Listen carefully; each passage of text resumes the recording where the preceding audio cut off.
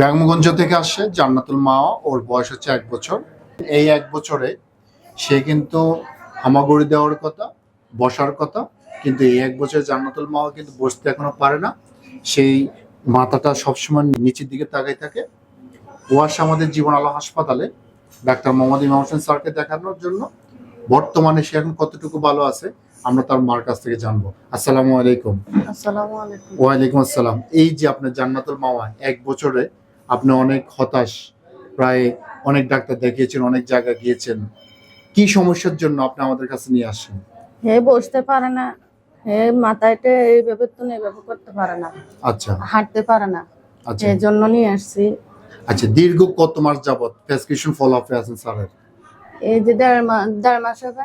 1.5 মাস। এই 1.5 মাসে জান্নাতুল মা কতটুকু ভালো আছে? আল্লাহ দিলে তো এখন দাঁড়াতে পারে, একটু আবার বসাইলে বসতে পারে।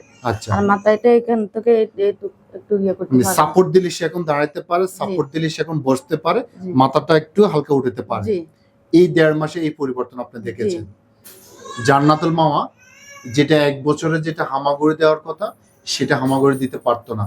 আলহামদুলিল্লাহ ডাক্তার ইমাম হোসেন স্যারের প্রেসক্রিপশন ফলো আপে থাকার কারণে 1.5 মাসের মাথায় জান্নাতুল মাওয়া এখন হালকা বসতে পারে, কিছুটা দাঁড়াইতে পারে, মাথাটা একটু সোজা করতে পারে।